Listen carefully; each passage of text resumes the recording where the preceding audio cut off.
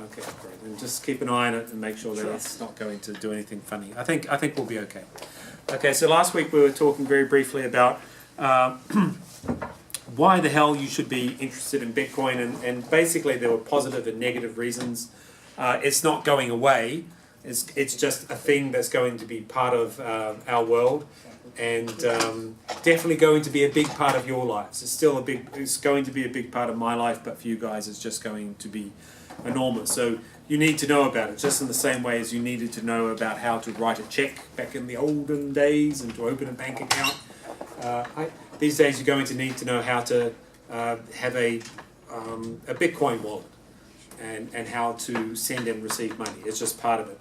For you guys, there's a more positive incentive. You guys are techie people. So this is an engineering school, and you can have a big part of this. There's this whole new world called fintech, financial technology, that didn't exist a few years ago, and has just got this voracious appetite for talent and for people who've even got half an idea of. Nobody really knows what they're doing because they're making it up as they go along because we haven't done it yet. So yeah, there's a whole new industry just begging for people. And yeah, it's going to change the world because money does make the world go round, and when you change the money, you change the way the world works. You also change the politics because money is always a reflection. Politics is always a reflection of what you value, your morals, and the politics in turn reflects the money. And in a way, it's sort of the opposite way around with Bitcoin, is that the values make the money, which in turn makes the politics. But let's just say it's a real big deal. And I paraphrased Trotsky, you might not be interested in Bitcoin, but Bitcoin sure as hell is interested in you. In that, actually it isn't because it's an impersonal thing, but it's going to change your life whether you like it or not. And actually, as a really really non-techie person, I'm really, really happy. For the first time in my life, I am actually on the right side of a technical change and innovation. Oh yeah, it only took me, half a century, but there you go. It's when I was shown the little mouses back in the late 80s, and yeah, big deal. Just couldn't see the point of it. Email, I could see a little bit the point of it, but this time, yeah, I get it. I see why it's a big deal. Okay, so and so too are a lot of schools. So as I mentioned, how a lot of big snobby sort of Ivy League type places, or elite schools are offering MBAs, courses in blockchain. Also, I learned since we last met, what the other school where I'm working here in Paris, they're also offering a course in blockchain technology, and it was so funny because a couple of years ago when I offered to do this talk, it was like, oh, a eccentric English teacher wants to talk about this blockchain and this cryptocurrencies and this Bitcoin. It's like, oh, okay. And so, it's English, so who cares? So I got to do it. And now I'm sort of talking about it again, and they're still saying, oh, don't worry, we're experts in place now. We know all about blockchain. And it's just like, so I wasn't crazy and eccentric a couple of years ago, but I'm still being, in a way, sort of subtly, not explicitly, but subtly treated like that. And in some ways, yeah, I can understand it, because I don't have, like I told you before, I just don't have the technical background. And, when it makes sense for a techie engineering school to be focused on the blockchain part of it, I get that. But it does have the sort of air, I don't know if you've done any first aid courses and had to apply it, but sometimes I've had to. I've been just I don't know why, but several times I've been the first on the scene of an accident, and there's someone, blood everywhere, and I've said, oh, okay, right, airways, breathing, circulate, oh, you're okay, call the ambulance, doing the basic first aid stuff, and then the firemen or firefighters or the ambulance people turn up, and they're like, they're there, or even someone once turned up and she said, oh, I'm a registered nurse. And that was okay, I got up, yep, you're the experts, you please take over, and I just walked away, no problem. But in this case, maybe not.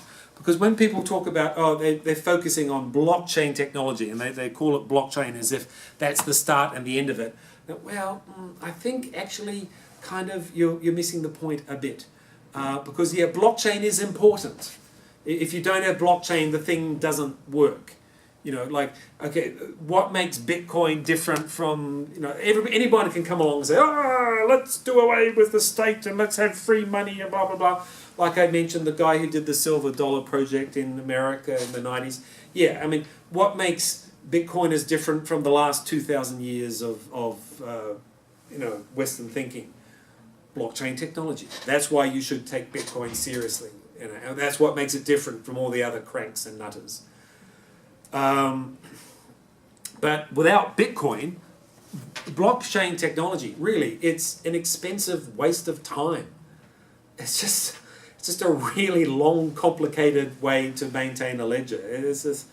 It's just nonsense. What makes blockchain worth knowing about is that it's linked to Bitcoin. That's where the exciting bit comes from. And why is Bitcoin a big deal? Actually, before I talk about that, okay, so you need both sides. You need the technical side, but you also need the humanities side. And this gets us back to, as I mentioned, C.P. Snow's the two cultures he talked about. This guy gave a famous lecture in 1959, and he talked about the two cultures. You've got the sciences on one side, and you've got the humanities on the other side, and they never seem to talk to each other. And they seem to be growing in different directions. And this was back in the 50s, and he was really upset about it. And for the first time ever, I think they come together perfectly in this subject. If you only know the finance and the humanities side, you're missing out. And someone like me, it's great because I've been involved in this thing. It's forced me to get involved in the tech. All that stuff we're talking about, this Mimblewimble and Schnorr and CryptoKitties and segregated witness, I had no idea about, but it's forced me to learn about that. But on the other hand, if you only knew about the tech, you would miss out. And this is, I think, where we get to the nub of it. Why do people only want to talk about the techie side, and they shy away from talking about the Bitcoin side, like a horse that doesn't want to take a jump? And I think it's because, that's where the rub gets. And it's basically because libertarian ideas and Austrian economics, this is someone else's phraseology. I forget who this comes from, but it's could even be a guy called Thomas Hunt. But it's basically baked into the code. It's baked into the code. It's inescapable, and that's what really makes people as nervous as a cat on a hot tin roof. Like Western academia has spent the last 100 years absolutely complicit in the death of 100 million people worldwide, and I'm sure they'd happily do it again, and making billions more even more miserable, just to avoid facing up to these basic realities, and they are realities. And so once again, just for the record, I'm not a libertarian. I really respect libertarians, though, when they start talking about economics. When they start talking about economics, usually they're right. It's like, sorry Marxists, but Marxists are always wrong, especially when we talk about economics. It's really simple. So it's just dismiss them. But when it comes to, and we know this because we've been running this experiment for over 100 years now, since 1917. It's now 2018. We know it doesn't work. But yeah, what makes libertarianism a bit dangerous is because they're right about economics, they presume they're right about everything else, but they're not. They get some fundamental things wrong, in my view, especially on matters, say, of defence and law and order and policing and so forth. But nonetheless, I've learned the hard way that you should really listen to them when they start talking about economics. And because these sort of these ideas are hard-baked into Bitcoin, this makes it truly revolutionary. So it's now May 2018. So we've been living through this month of tedium in France. Oh, May 68, blah, blah, blah, blah, blah, blah, blah. It just goes, all these old, you think that I'm an old blah, blah, all these old baby, I was there in May 68, blah, blah, blah, blah, blah. and it's all supposed to be so revolutionary, and it's not. It's not at all. It's the status quo, and it has been for 50 years. And, okay, we've seen across the Western world all these people, especially, not so much here in France, although I did see them in action in Place de Republique once. These Antifa people considering themselves, dress in black and join the revolution and change the world. In fact, you're not. You're just beating people up who have a different idea from yourself. It's sort of pseudo-revolution. It's playing at revolution, but actually it's maintaining the status quo. Bitcoin truly is revolutionary. I think that's why it scares people away from it. In the early days, you could excuse people because a lot of the personalities involved with Bitcoin were, let's say, not very corporate. Sort of people who would easily be sidetracked into talking about UFOs living in Antarctica and all these conspiracy theories. But deep down, it's this discomfort, was this idea. Okay, yeah, and like I was saying, finally, the result of all this, and the result of this revolutionary idea is, and this is an idea I'll credit to this guy called Vortex, is that we will see a separation of the state from money.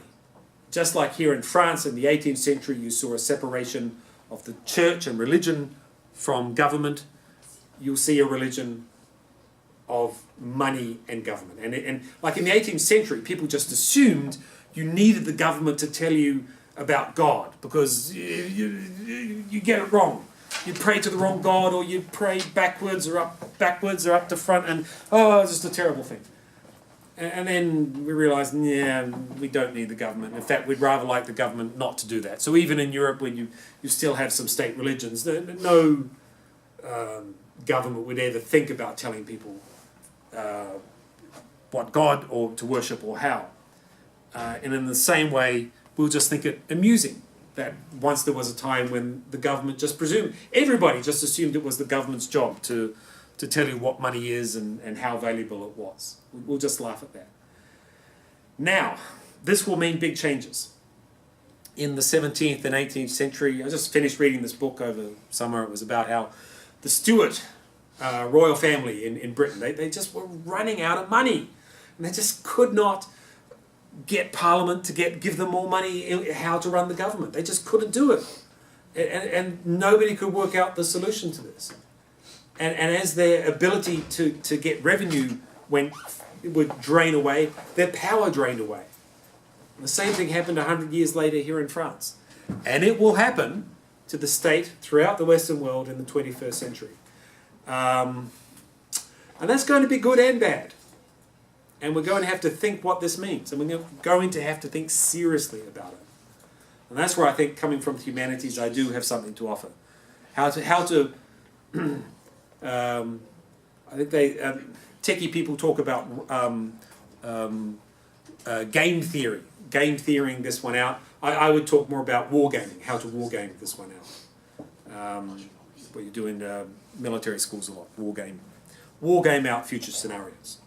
Okay, that being said, let's move on to the question of the day, characteristics of money. So we saw the video before talking about basically this new money, gold, and it was pretty right. It was about like 600 BC, which is about the time when Homer is writing, and gold is mentioned in the Iliad a couple of times. And they actually, oh yeah, gold, yeah, one ignorant of gold. I think they give a value. It's about, in real money, about 80 oxes. Because this gold stuff. You want real money. Something that's of inherent value, something you can eat. Like, can I eat it? Can I have, like a rat skin? Can I wear it? Can I eat a chicken? And that's still true in actually some very quite developed parts of Africa, like in South Africa today. For a young guy wants to get married, well, you better come up with the what's it called? It's not a tax, but the bride wealth, and that's calculated in terms of cattle. That's real money. That's cattle. Okay, but let's look at some of these different forms of money.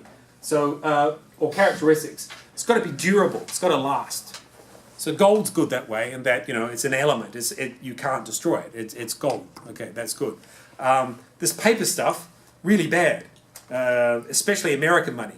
Oh, I've been refused exchanging some American paper money, and it really drove me nuts.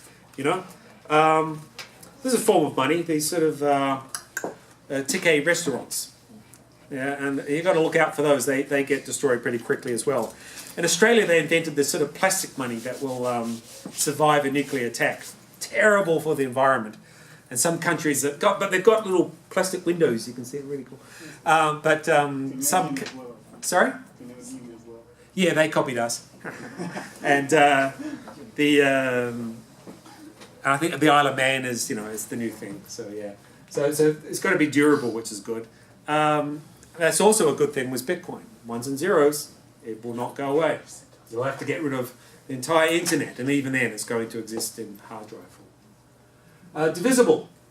This is where gold is actually quite bad. You know, so try buying a chicken, like on the video, or like a sandwich with some gold. So I'm going to have to get my little file and saw off a little bit of gold and measure it up and make sure it's exactly right. You know, it's really hard. It comes in big lumps. You know? But paper money, yeah, that's much more divisible. We've got little coins and so forth, and we've got little pieces of paper with different numbers on it, which helps us divide it up. So that's great. But once again, Bitcoin's much easier to divide up. Convenient. Well, gold's not convenient at all. You've got to keep it in a big box and then lock up the box and then get some really heavy guys to guard it. And, you know, people will try and rob it all the time. So it's a real hassle. It's really heavy. Paper money's way better that way, although people will try and steal it. But, you know, in a place like France, it's not too bad. Once again, yeah, I would suggest like having it online. It's convenient to store it. It's not so convenient to spend, but I think that will change very quickly. Consistent, which means it's got to be the same thing anywhere you go. So this is where gold is very good, is that it's an element. So it's the same element wherever you go, and the culture of gold is now universal. So people, oh, it's this valuable thing wherever you go. With paper money, not so much. I suppose the US dollar is sort of the only really universal money that can be taken anywhere.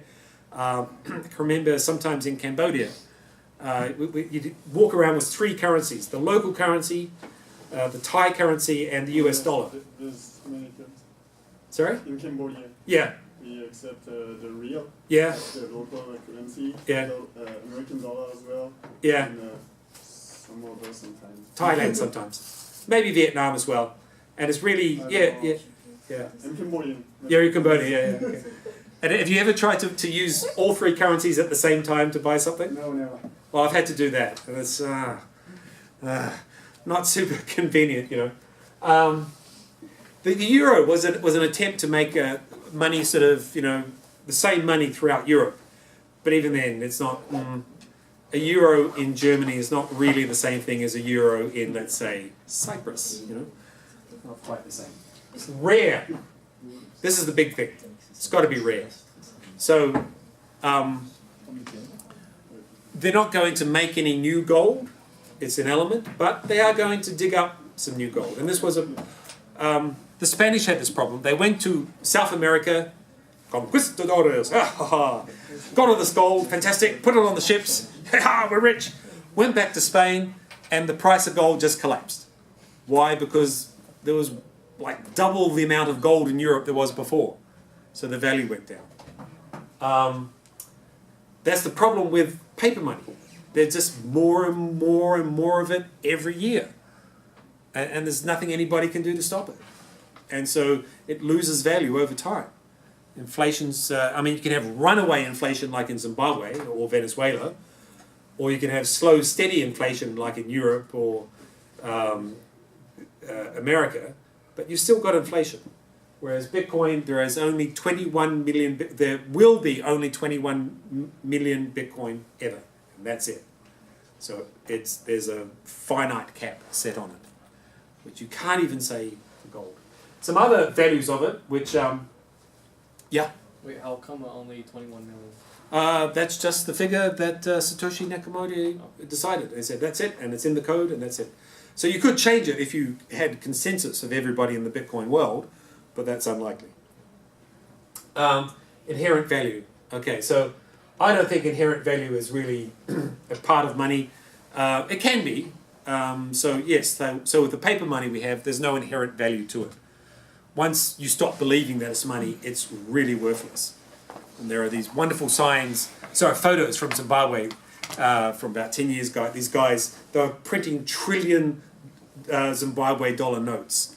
And these guys they glued some onto a piece of cardboard and a sign saying, "Starving trillionaires," you know. So they're literally trillionaires, but they're starving because a trillion Zimbabwe dollars was meaningless. You know, and all they've got is this piece of paper that's just useless. Likewise, gold is not really inherently that valuable. What the hell can you do with gold? Well, you can hammer it out, get a little block of it, and you can hammer it out and that's enough to cover the roof of an entire building. So that's pretty cool. But it's not that valuable. But what you can do it, and this is the next bit, you can make nice, as the guy says, and you can make jewelry out of it, and then you can give it to someone, usually a woman, and they'll be very happy with you, and you'll feel good about that, and so you'll have an emotional connection with it. And that's something gold really has, which very few other money systems really have, where it really just triggers these amazing reactions. And we talk about gold fever, and the conquistadors just being obsessed with gold and killing all these people in South America. My country was built on gold, like Australia was nothing, and then they discovered gold, and you couldn't stop people going there. They had to be sent there on prison ships before, and then they found gold and the whole place went bananas. South Africa too, was like, South Africa, limping along, and then they found some gold in Witwatersrand, and they just went bananas, and everybody had to get there to get gold. And people just go crazy with it. It's just really quite frightening, actually, in a way. And also tradition, and this is something a lot of, say, libertarian and techie people don't really value, but it's important. It's an important thing, which is why, I don't think gold will disappear overnight, but, tradition's nice and everything, but hey, when it comes to money, it's like, I'd rather be paid, thanks. And so, it does have value, but it has limited value. But yes, it is something that's been of value at least until as far back as the Iliad. In the Iliad, you can see it's not really super valuable. It's valuable, but people don't really know what to do with it. One guy makes a suit of armor out of gold, and he goes to battle, and I think it's Achilles just kills him because it's soft and it's really heavy, and just takes his armor. And his panoply is called, and takes it away, and so it's kind of useless that way. And at the end of the book, when they're offering prizes for the best chariot race, they don't offer gold. They offer slave girls, of course, got to have slave girls, and heavy ingots of iron, which is the new thing. Oh, this iron, it's really cool, iron, because you can make swords out of it and kill people, or you can make farming, plows, and it's really great. And iron's what they're offering at the end of the Iliad. But it's been around for at least 2,500 years, so it has a traditional value to it. On all those things, on all those bases, and the fact that it doesn't have that, people do get emotional about Bitcoin, but not sort of crazy gold emotional about it. I would say Bitcoin is clearly better. The one criticism that's made of it is that it doesn't have inherent values. It's just ones and zeros. Oh, that's really silly. I suppose we might get into this later, but it's a bit like Marshall McLuhan said about TV, that people couldn't understand television until he said, well, you know what, don't worry about it. It's what you're seeing on television may be rubbish, but the medium is the message. And I think we could say the same thing about Bitcoin as well. The medium of the message is the value. It's sort of a hard concept to get, but I think there is some truth in that. Okay, I think I'll just wind up there. Any questions about any of that? No? Pretty cool, pretty self-explanatory. Okay, I'll go on to talk about more about history of money and history of gold coins and stuff like that next time. Okay, thanks very much. I think we should wind it up there. Okay, see ya.